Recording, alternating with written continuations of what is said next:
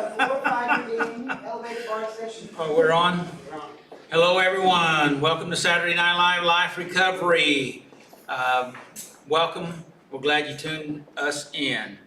Tonight, we're going to be dealing with our last step 6, and it's discovering hope, if I remember correctly. I don't have my notes in front of me, but that's right.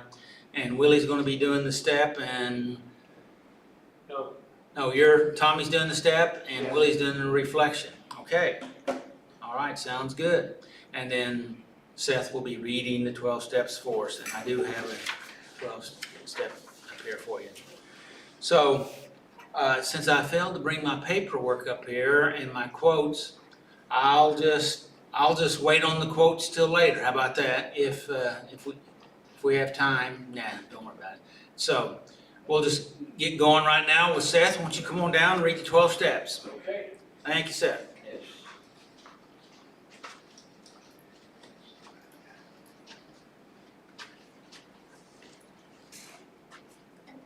Hello. Good evening. Does that sound good on the microphone? The 12 steps. Work the 12 steps and discover the path that will change your life, enrich your recovery, and bring you closer to the heart of God. 1. We admitted that we were powerless over our problems and that our lives had become unmanageable. 2. We came to believe that a power greater than ourselves could restore us to sanity. 3. We made a decision to turn our wills and our lives over to the care of God. 4. We made a searching and fearless moral inventory of ourselves. 5. We admitted to God, to ourselves, and to another human being the exact nature of our wrongs. 6. We were entirely ready to have God remove these defects of character. 7. We humbly asked God to remove our shortcomings. 8. We made a list of all persons we had harmed and became willing to make amends to them all. 9. We made direct amends to such people wherever possible, except when to do so would injure them or others. 10. We continued to take personal inventory, and when we were wrong, promptly admitted it. 11. We sought through prayer and meditation to improve our conscious contact with God, praying only for knowledge of His will for us and the power to carry it out. And 12. Having had a spiritual awakening as a result of these steps, we tried to carry this message to others and to practice these principles in all of our affairs. Thank you, Seth. Appreciate it.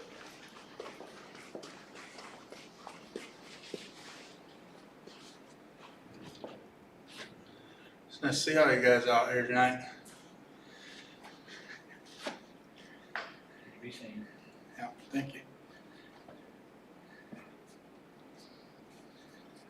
It's hot out there. I like it though. I go out and I got a route and I take a walk around the Osho. It's about 4 or 5 miles, it ends up being.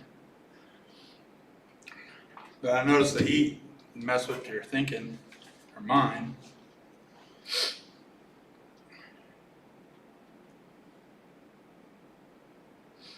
Step 6, last one for the month, huh? That is correct.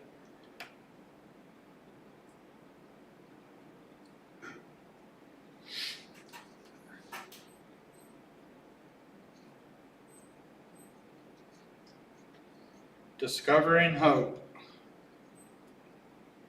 The Bible reading is John 5, 1 through 15. I believe it talks a little bit about it here. Let you guys read that later if you want. How can we say we are entirely ready to have God remove all these defects of character? How can we honestly say that we are entirely ready for God to remove our defects of character? If we think in terms of all or nothing, we may get stuck here because we will never feel entirely ready. It is important to keep in mind that the 12 steps are guiding ideals. No one can work them perfectly. Our part is to keep moving, to get close as we can to being ready. In Jesus' day, there was a pool where people went, hoping to experience miraculous healing. One of the men lying there had been sick for 38 years. Jesus saw him and knew he had been ill for a long time. He asked him, "Would you like to get well?"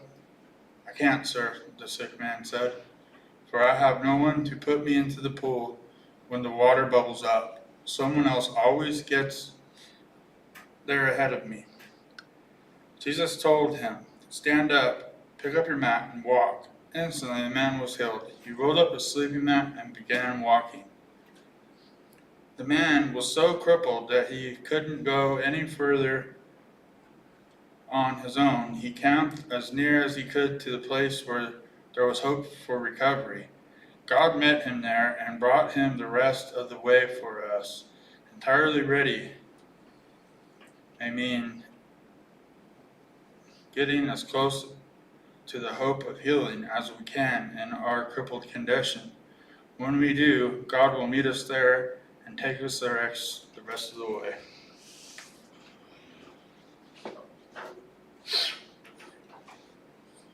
I was like talking and I was like seeing the mic that I was in, fall asleep on it or something. I was reading.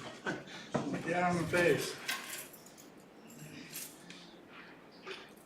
If you fall asleep talking, I'll throw something at you. I literally was like getting too comfortable. Wow. It's like, I don't know why I spoke this, but don't confuse Doug. I'm confused with that. Well, you was picking on me last week about connecting the dots. When we are ready, God does his part. Our part is to get rid of excuses, stubborn resistance, holding on to the familiar, and fear of change. When we clear out those blocks and become entirely ready, it becomes clear that God must do the rest, because only he can accomplish the miracle of setting our feet on the path of life again. It's like we're in a puzzle and God arranges the pieces. That's what I thought when I was reading that. What have been my excuses for not moving forward in recovery? Mistrust. It's not for me. I don't fit in with recovery. I don't have to be here. No one is forcing me. I gotta get high just one more time. Never tried that drug, right? It's one. I don't deserve it. I'm a loser. I'll never stay sober anyways. I do what I want. You're not bossing me. That don't work. You find out real quick who the boss is when you're not behaving. Sometimes. I mean, I sure did. Have I been stubbornly resistant to becoming entirely ready because I have been afraid of change? Are my defects too comfortable and familiar? I'll promise I'll stop tomorrow. Just one more day. Yep. Mm-hmm. Nothing was too comfortable when I was active in my addiction. I never truly knew my defects until I started to get some sobriety. Well, that's good. I look back and shake my head at the delusions I ran with and away from. A state of confusion was normal back in the day when all I cared about was getting hooked up at the sack and getting away with all the criminal acts it took to get high or looking for someone to kick down. Sad, very sad existence. I think that it's sad that I'd live that way. But I have hope for a brighter future, you know? And so then I discovered hope, and it began to grow in me like a light got turned on inside of me.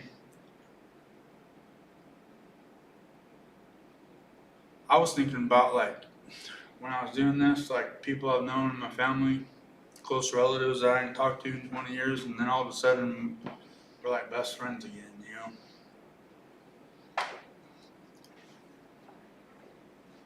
Any questions, Doug? Not at this time. Oh, I did do this twice, so you want me to read the other one? I did it again. But I did it twice. Like last week I did it twice, but I did it in the book and wrote it in a pen and I couldn't read it. It was glitter ink. So when the lights were changing right here, the glitter was like, it did, and I was like, no, I didn't even tell you guys, I just closed the book. But at the beginning of the week when I started studying this, I asked my friend, I says, well, what does discovering hope mean to you? You know, and he says, what do you mean? And I says, just like he's been through wars and stuff, you know? And I was like, what did discovering hope in the middle of war seem like to you, you know? And he gave me his idea, he told me his thoughts, and then I'm not gonna share those are his, right? Oh, well, you prepped me for him. I was ready. Well, he just talked about, you know, the way the world is today, you know? The wars and the crime in America and the price of gas and the price of food and everything's just, you know.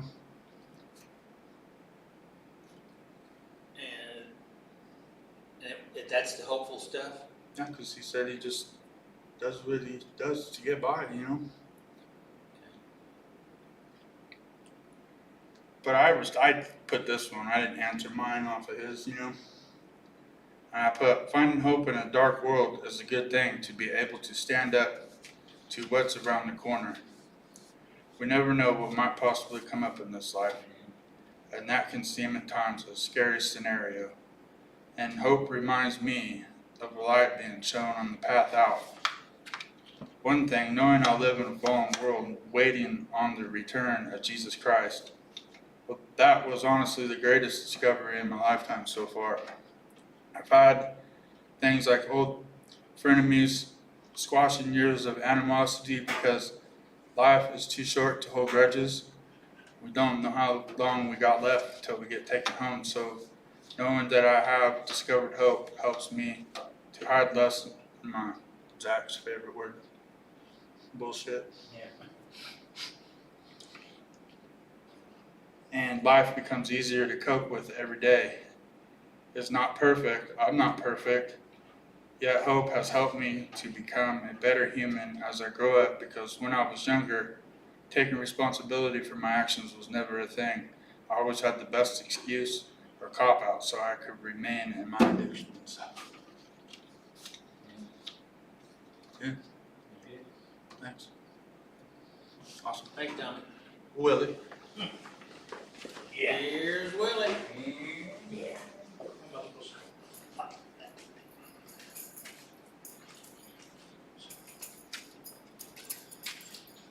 Now, he's gonna tell you all the things you missed. Forgot my book. Hold on. Sorry. Run. No.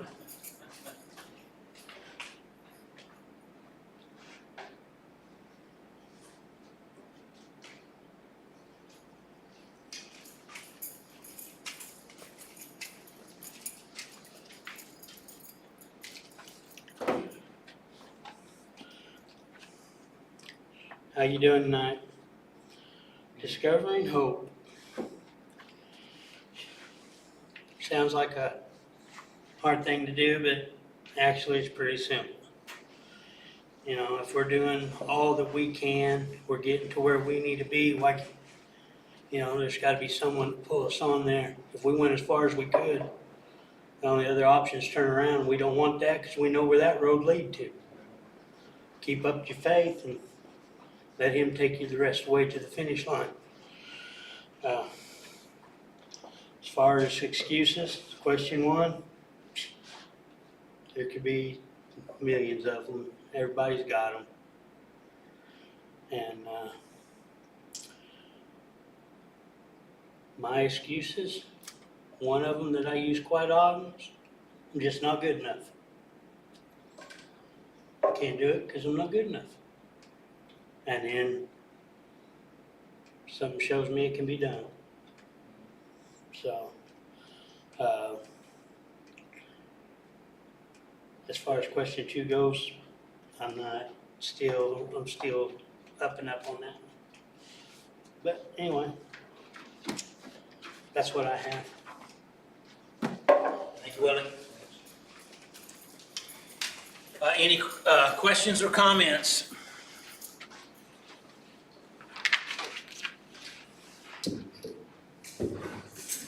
Come here.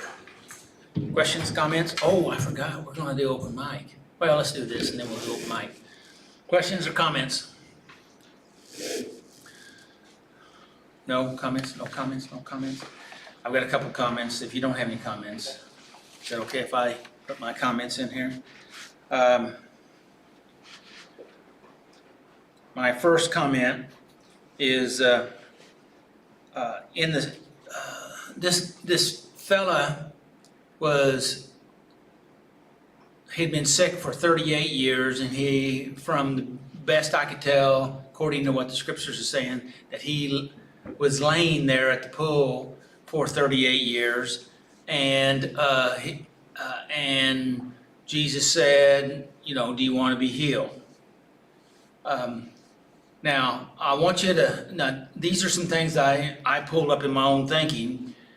This guy, he's been struggling to try to get in the pool for 38 years, and I'm thinking that he has been fighting his way to a better position for 38 years around that pool, trying to get closer and closer so he might be able to get in. Just my thoughts, okay? And everybody's doing the same thing. So he was working on it. So I wanted to say that. So it wasn't like he wasn't doing anything. He was doing something, but at the same time, when Jesus said, you know, would you like to get well? Okay, according to this translation, the NIV translation, he says, no, sir, I'm a sick man. Okay, I can't get well because I'm sick. Don't you realize I'm sick, so I can't get well? So I can't get well because I'm sick. You see the circular thought pattern there. Does that make sense? You know, I've heard it said with people that's been addicted to all sorts of things, and I can't do that because I'm this, and so because of this, I can't do that, and because of that, you know, and it's just a circular thought that because of our mindset. Now, we were trying something. Now, he worked hard to try to get a better place, but at the same time, he never ever was able to get into the pool, all right? And the reason why he couldn't get in the pool, according to what he said, was he didn't have anybody to help him, okay? Nobody to help him. You know, and we could use that for an excuse, right? I don't have anybody to help me. It could be an excuse. Now, it could be a fact, but it also could be an excuse. So, And manipulation. Sure. And I don't mean to be harsh, but sometimes we get our own fear helps us to find excuses for our lack of accomplishing whatever it is that we want. What? I used to make up more reasons on why I should get high that day to convince myself that it was okay. Right. Then I would finally, and the drugs would be there, and I'd be like, I can't. And I would just sit there, 500,000 reasons. To rationalize why you should do what you know you shouldn't do. Have them say it. Go ahead. What was? Rationalize if I don't have to rationally, then what did you say it? If your actions were rational, you wouldn't have to rationalize your actions. If your actions were rational, then you wouldn't have to rationalize your actions. Don't confuse that. That's good. I like it. I've liked it every year, every week. So it's good. I want to get it written down, but I'm not in a place to write it down right now. So, and nobody has sent it to me. So anyway, so here he is, and my point that I want to say point out what Jesus tried to do to help the man. Okay, that's what we want. We want to be able to break this cycle, because in reality, correct me if I'm wrong, But in reality, what he was stuck in was the victim mindset. That's what I just started to say. Okay, But isn't this like being having a victim mindset? Right, That's he's- my question before you. yeah. Sorry. Sorry I interrupted your question. But it's victim mindset. We were, caught in that trap. But see, when your mind gets locked down on something, it's hard to change it. And sometimes you have to have an activating event to interrupt your thought. Does that make sense? And so, and what Jesus did, he let him communicate his excuse. All right, he had let him get it out, but Jesus went right on, right? You know, what did he do? He said, I can't, sir. I can't, sir. The sick man said, for I have no one to get me ahead. I have no one to put me into the pool when the water bubbles up. And the issue was in the pool when the water bubbled by what they said was an angel troubled the water. Then if somebody got in there, they'd be healed from whatever diseases. And so, and I thought of that song. How many remember the song? It's bubbling, it's bubbling, it's bubbling in my soul. Yeah. I thought, it can bubble anytime you choose to let it bubble in your heart and soul. Some kind of songs I remember saying when I was a little kid. Yeah, well, that song came up, hopefully it didn't sound too bad. So he said when the water bubbles up, because someone else always gets in ahead of me, okay? Jesus said, he didn't even pay attention. What did he say the first thing? Stand up. You stand up.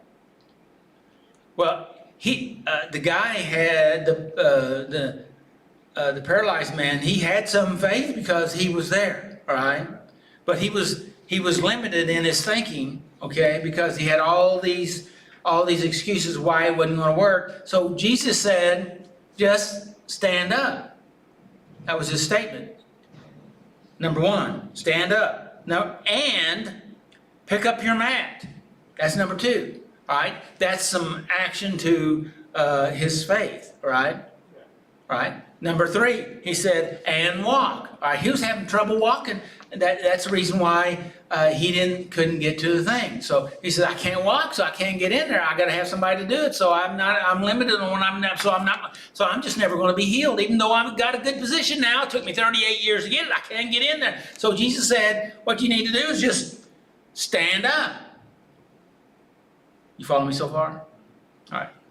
That could sound harsh, but Jesus, I think, this is Doug's opinion, that he was trying to help the guy by giving him a kind of a directive to help him to take action, okay? And then the scripture says, instantly the man was healed. Well, now, was he healed?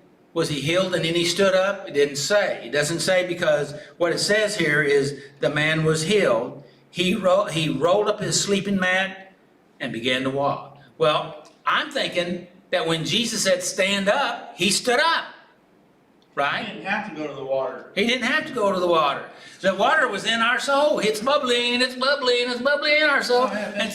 Yeah, and I'm trying to connect the dots. And so when Jesus says stand up, and it said then he is instantly healed, because he went on and put some action to that faith he already had, and then he gave himself some evidence to his faith of his healing by rolling up his mat, because he's saying, I am healed, and then he started walking, okay? So that was reinforcement to his healing. And Jesus was trying to get him, in my opinion, this is the way I'm seeing it, what Jesus was trying to do was say, do what you can do. And that's exactly what it said in the book. You know, if we do what we can do, then But he'll take care of the I rest. only know how to do what I've been doing. Yeah, you only know what you're gonna do, but the fact of it is, even though that's what you say, is that absolutely the truth. And when he stood up, things happened. Now, he still had to get some strength, and he walked a ways, and then he got, the religious people got onto him for carrying his mat. Yeah, it wasn't in the stuff that we read, but it's in the scriptures there if you go ahead and follow it out.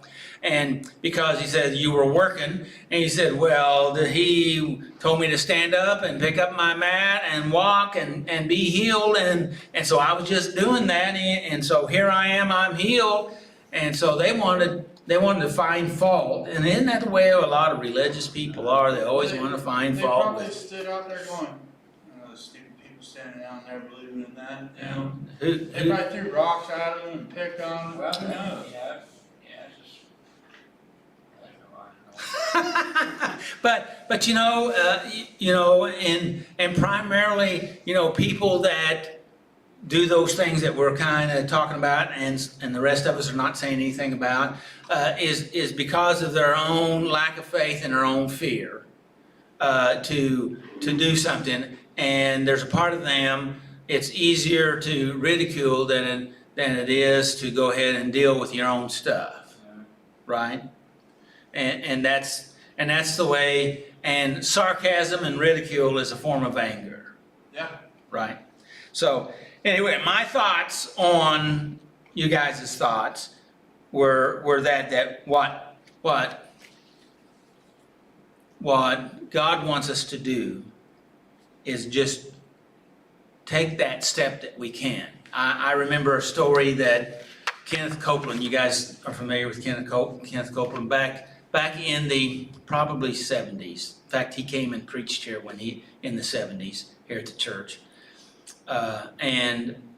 He was laying in bed with something was going on. I think it was his back, and God told him very similar thing, because he was saying that he couldn't do anything, and he told him to reach up and pull the light switch. There was a chain, you know how the in the old days, you had the light bulb in the center of the room, and you had the chain that ran to, and you pull it. And for some of that, we still do that, and not in today's days, but in today's time. But anyway, he said that his activating faith gesture was being able to reach up and pull that chain, because the idea is, do what you can, okay?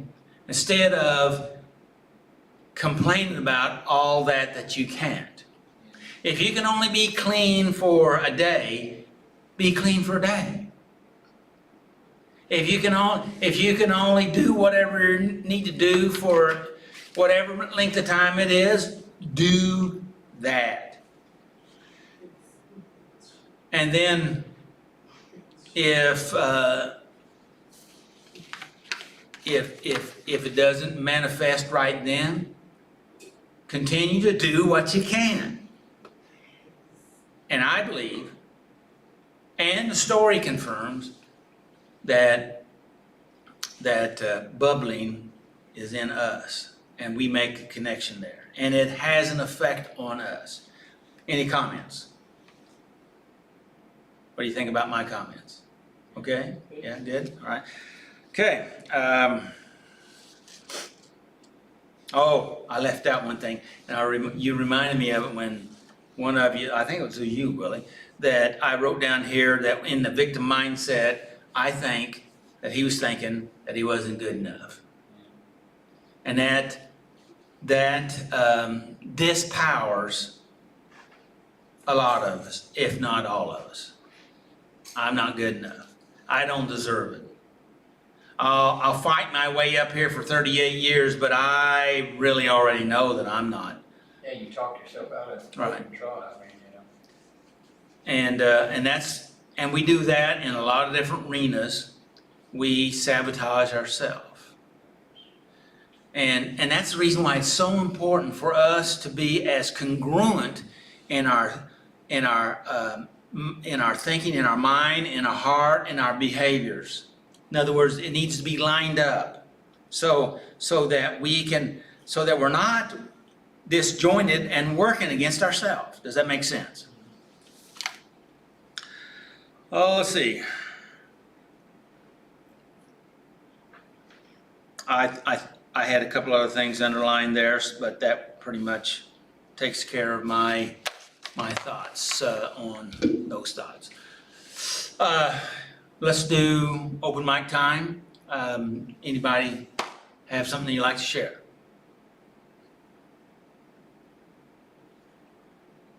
Go around the room like we did last time? Do what? Didn't we go around the room last time? And if we didn't want, we said pass or something? We could. I think we did that last time. All right. Tommy? Sure. You gotta get out of the way though. I will. I can use that. I will. I'll push the mic back. You grab it, and pull her back.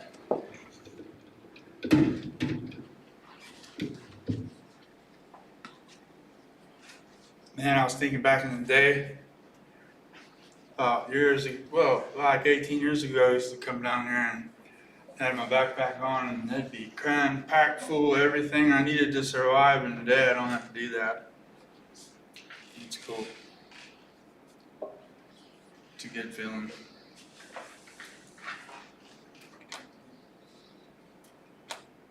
It's changed my life several times.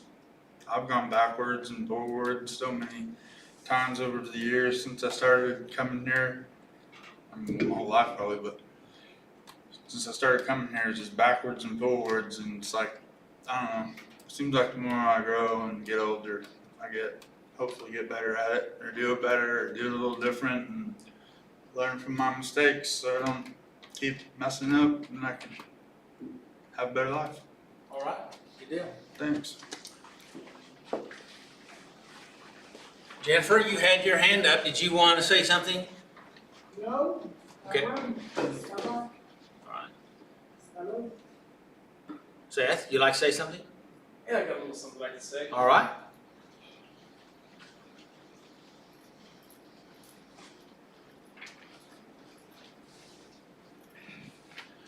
Yeah, I don't really know what to think about the 12 steps. I've always been really, really reluctant to take step one.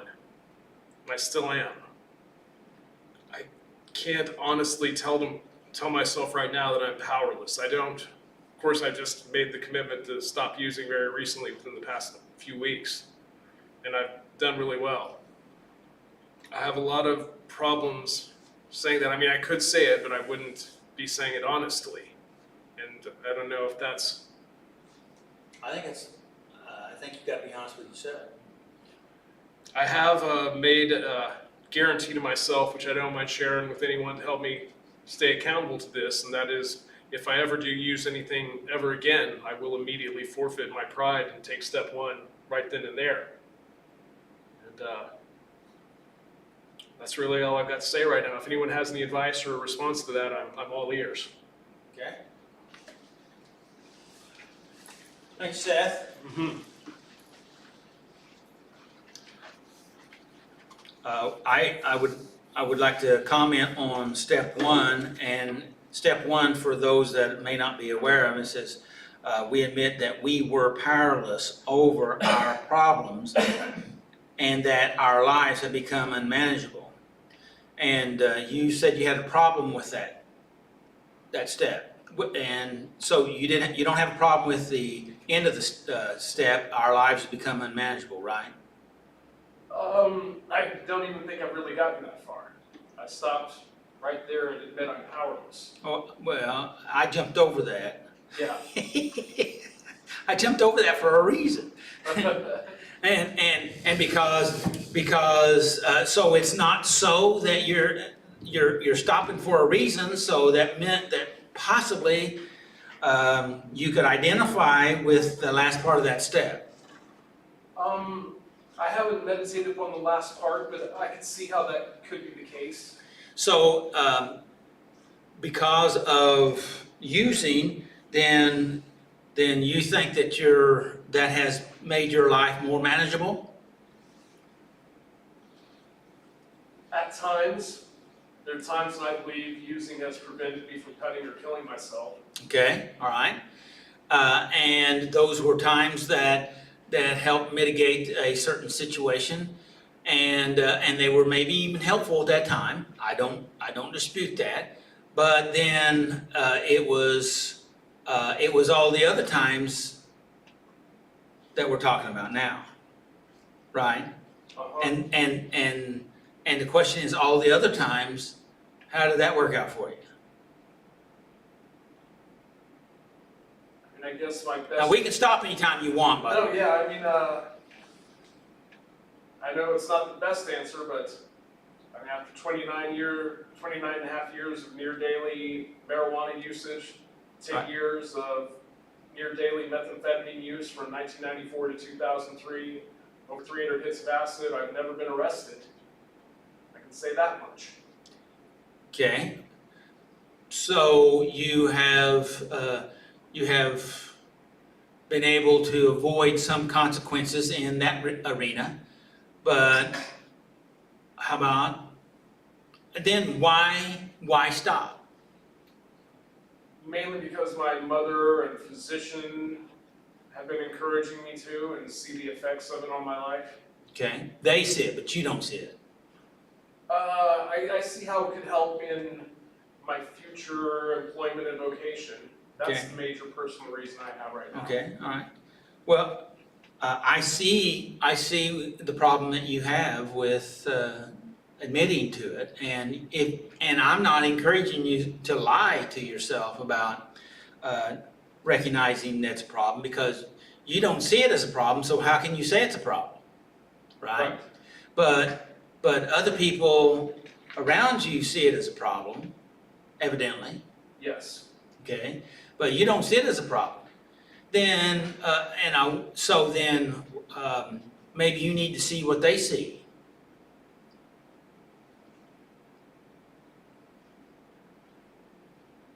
What do you think? Do you need to see what they see? Say that's very difficult for me to do too. Okay. And, I don't think they're interested in trying to see it from my viewpoint at all. I don't think. yeah, but I didn't say. No, I know you didn't, but I think there's a big communication gap. I think. Okay, okay. See, because it's gonna be real hard to do what you're saying,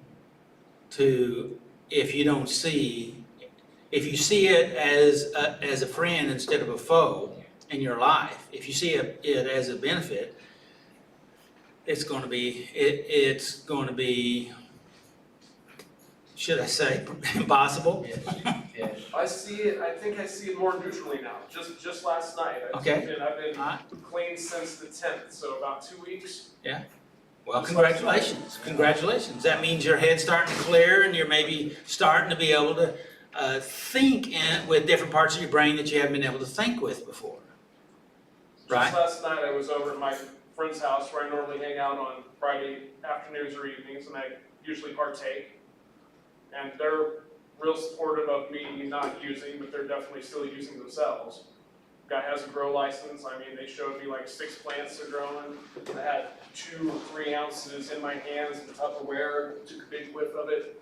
Didn't have a problem with not using it. Had 3 stalks, 2 pounds, uncured, unplucked, sit right beside me, didn't think a thing about it. They actually had to go and pick up some people somewhere, left me in the house alone with all this stuff, with plenty of papers and pipes available, and I didn't even think about it once, because I told myself, I'm not powerless. I've said I'm gonna quit, and I am, and I'm not gonna have cravings, and I'm not, and I didn't. Okay, all right. Can I say something? You may, Toward that, yeah, you know, I guarantee you, it can be done for a while, but eventually, I don't care how strong you think you are, you're gonna cave, because we're just not strong enough. And as addicts, you know, we're just not capable. And I mean, I know some strong people. I mean, I thought I was one of them, man. I had people shooting dope in front of me for 3 weeks thinking, oh, no, man, no, I'm good, Guess where I ended up?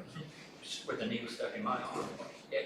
And I used to tell myself the same thing. I've got this, I can handle it. And these people, you think they got your Best interest. best interest at heart, but they don't have your best interest at heart. If they had your best interest at heart, they wouldn't even let you in the door.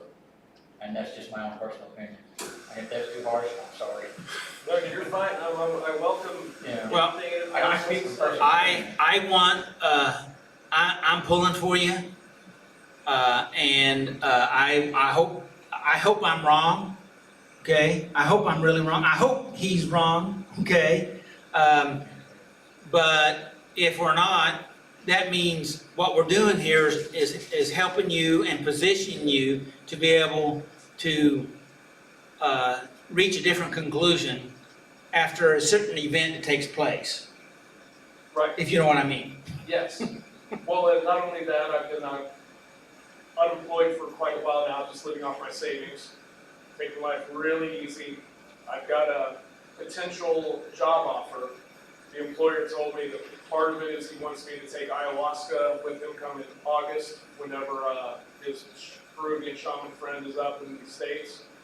He's also said that his brother has asked him to chaperone his niece when they go to their first rainbow gathering this week, and has invited me to come along to also babysit and chaperone and remain drug-free, LSD is my drug of choice. But many, many times in my life, I've been the only person in the room who didn't do it, and I babysat and was the anchor for everyone who was. And believe me, going to a rainbow gathering is nothing, I've been invited many times and never gone, because that is not my scene. I like to take a little bit and read the Bible and listen to Pink Floyd, not go and hang out with a bunch of naked hippies in the woods. It's the last place I would want to be. In fact, with the chance of me taking acid in an environment like that, I love it. Yeah, if Can I say one more thing? it needs to be in a safe, if it's ever going to be done, it needs to be in a safe situation. Go ahead. Alcohol and drugs were both my thing, LSD included.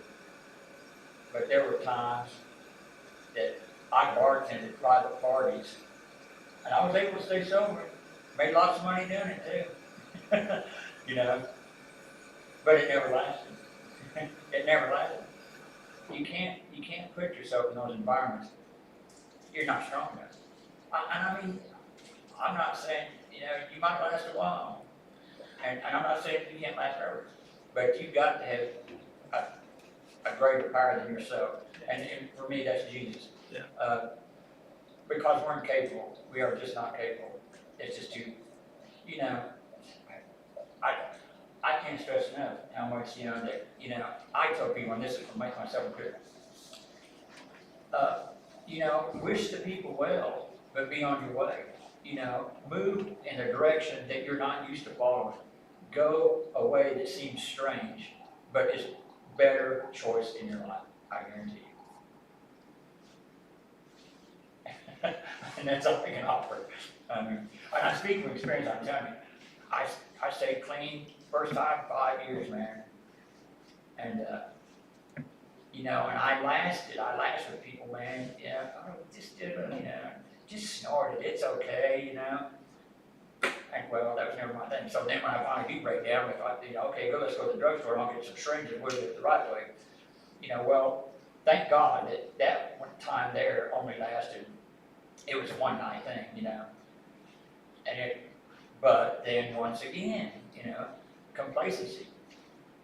Another 5 years, I'm doing great, everything's good, And it's the exact same thing, man. I got around the people, they're doing it, I'm good, they kept arguing. Long story short, I ended up in needle in my arm again, and that time it lasted about a month, and like to kill me. And so now here we are, and I'm 8 years again off the drugs.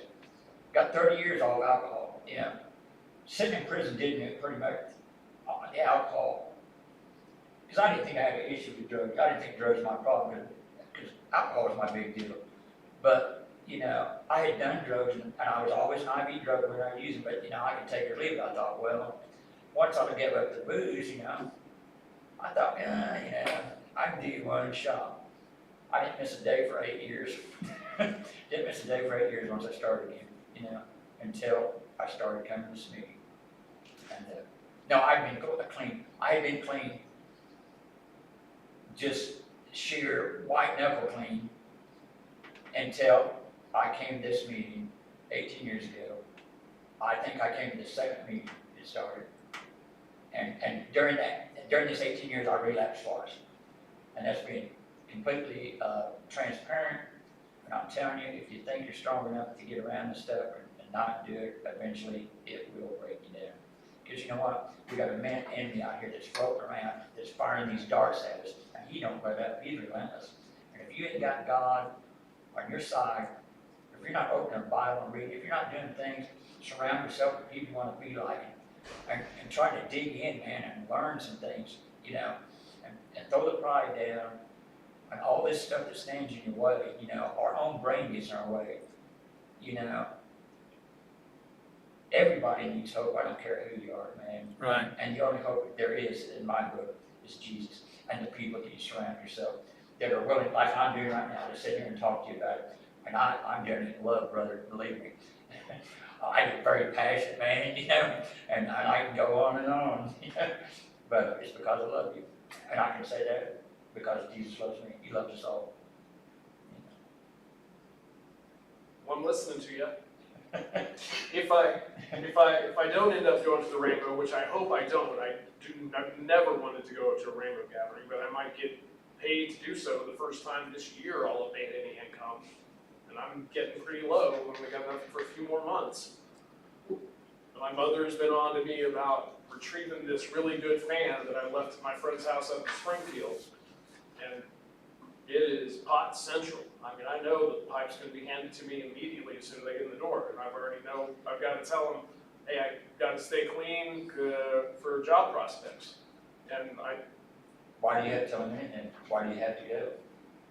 because my mother told me I gotta go and retrieve this fan for her. Well, I mean, can you send somebody else to go retrieve it? How much does your life mean to you? Oh man, these are good friends of mine. This is the person I rented a room from. These are people I want to see. These are people I want to know that I've decided to quit. And I'm gonna let them know, and let them know I don't have a problem with them doing it. I don't think there's anything wrong with it. I've just decided not to do it myself. Well, there are safer ways of doing it, like having them, bring it to you or set it outside for you when you get there, or, something like that. I mean, there's other ways to minimize what he's talking about, the risk. Exactly. That's what he's talking about. I agree. I see it as an opportunity to overcome and demonstrate that I am not powerless, because I don't believe I'm powerless. I can't honestly say that. I understand. Nobody really thinks they're powerless. You know why? Because we're human. We're all invincible, don't you know that? That's a lot. Hell, the pillars of the universe rest upon my willpower. Well, But the problem is our willpower is not infinite. exactly. And we have to use our willpower in constructive ways that help us. The idea is not to put ourselves in potential vulnerable situations that we have to use willpower that can deplete on us in the middle of our activity. I understand, these are friends you say. If they're friends, let yourself get clean 5 years, stay in contact with them, talk to them on the phone or whatever, then go visit them a few days or whatever it is. I'm not saying you're gonna go up there and use for their but I'm telling you, you can't get in a pit of rattlesnakes and not get bit, I had a friend here not too long ago that went and visited some of their family members and did okay while they were there, but crashed after they got back. Yeah, it's tough, man. Well, I mean, I've done psychedelics or my mistress. LSD, psilocybin, mescaline, 2CE, 2CG, IC9, DMT, Done it all. salvia, ayahuasca is the only, main mainstream psychedelic I've never done, and it just so happens that it becomes available to me and a potential employer says he wants me to do it. Just as I say I'm never using it again, and I will take step one if I ever do. I almost feel like it's God saying, Okay. you've got your one last hurrah. Well, So you ready to take step one now? You can take it a little early. well, thank you for allowing us Yeah. to process. I hope that's okay. Oh, yeah, definitely.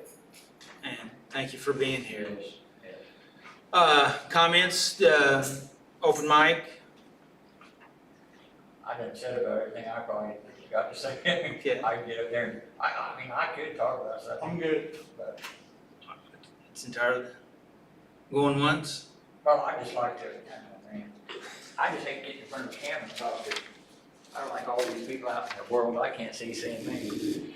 Not that I have anything to hide, I mean, I pretty much talk about all the stuff I talk.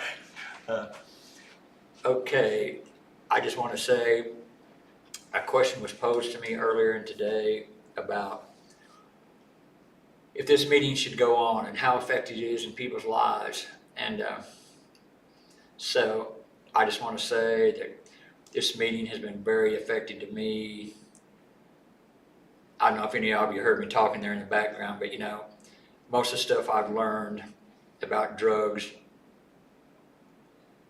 or I should say, the lack of doing the drugs is from this meeting.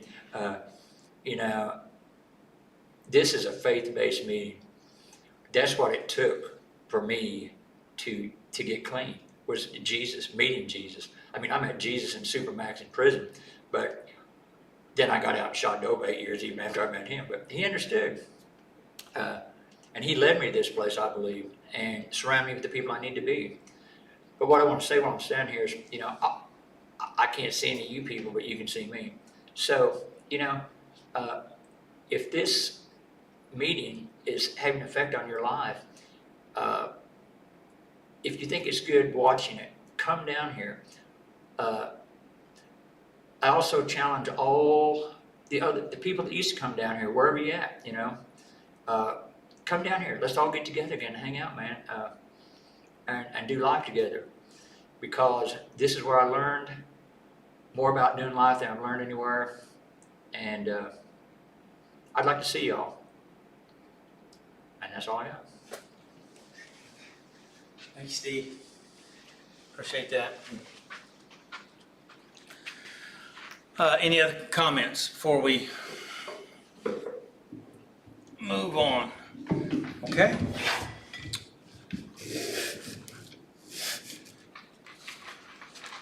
Well, we will not be having a meeting next Saturday night because of 4th of July, and even though 4th of July is not on Saturday night, it's always, anyway, we're not having a meeting, okay? And so, why? Because I said so, primarily, so that's what we're doing. Good for me. And so, sorry if, but that's the way it is, so. But then we'll be back on June the 6th, I think it was, that Saturday night. And you're going to be doing STEP, which was, Hold on. yeah, I don't, It's the first one here. Clearing the mess. clearing the mess. Yeah, I remember that. I thought that would be a good one. I think that could be applicable in a lot of ways, right? It's gonna be interesting. Okay, so, anybody need a bracelet for tonight? I know I didn't hit any of the opening stuff. Any bracelets? Okay, all right. Thoughts, questions, quotes? Dr. Jordan Peterson said this, says, you can't catch something that you're not pursuing. Right? He goes on and went on to say, and if you are pursuing that, doesn't mean that you'll catch it, but generally you'll catch something that may be interesting on the way. So, could be good stuff. You may not catch what you want, but you may catch what you need. I thought those were all pretty good comments from Dr. Peterson. Let's see, let's do Michael Singer comment. The moment in front of you is not bothering you. This is Dr. Michael Singer, which said this. He says, the moment in front of you is not bothering you. You are bothering yourself about the moment that is in front of you. Okay, he's saying you're not bothered by what's in front of you. You're bothered about the way that you're thinking about that moment. Okay? Now, Epictetus, and I've quoted Epictetus before, and I found a bunch of quotes that I'll be working in on Epictetus that I liked, but today I'm only going to do this one, and that is, it is not what happens to you, but how you react to what happens to you. That's what Epictetus said. And I mean, Epictetus, anybody familiar with Epictetus? Anybody around when Epictetus was there? So I think he lived 30 years before Christ was born, so you guys don't care. So, all right, Rumi said this, yesterday I was clever, so I wanted to change the world. Today I am wise, so I am changing myself.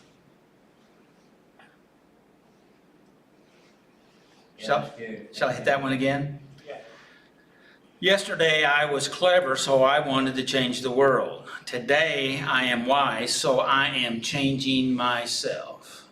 I have somebody I know that kind of talked to me about that not too long ago. Okay, all right.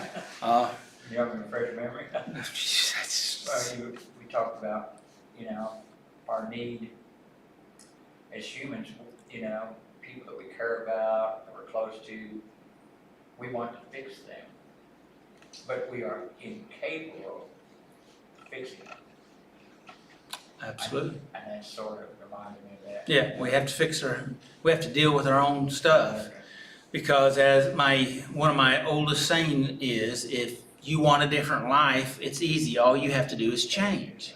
And when you change, that affects everything, Yep. right? So, let's see. I don't even know who said this.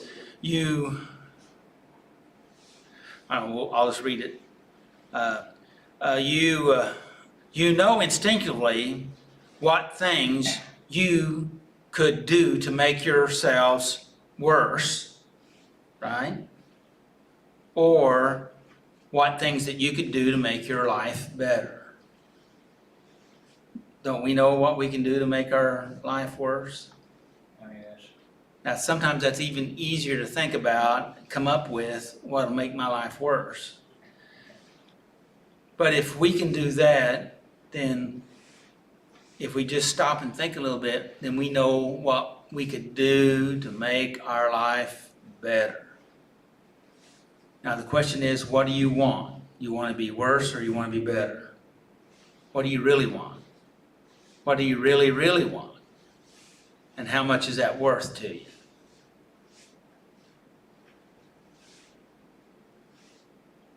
What do you think about those apples? Yeah. Okay. Well, getting kind of pointed there, aren't I? Okay. Let's see, there were some other questions on here that I wanted to, where are they? Maybe it's on this one. Let me read this one, I'll make this my last one. I've had this quote on my notes for several months, since the first of the year, and I just had never read it. And this was out of a book that I read by Pete Walker, and it's a book on complex PTSD. And this is one of his statements I thought was pretty good. I liked it. Hopefully it'll mean something to you. Thoughts, just mere thoughts, are as powerful as electric batteries and as good for you as sunlight, or as bad for you as poison.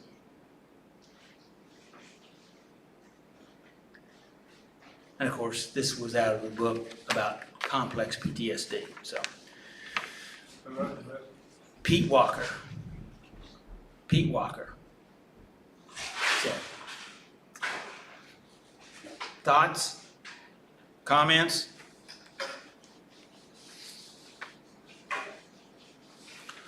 All right. Well, we'll let you get to the next meeting quicker. How about that? Oh, okay. I thought you meant in 2 weeks here. No, no. So, anything before we shut down? I'm just gonna close her off.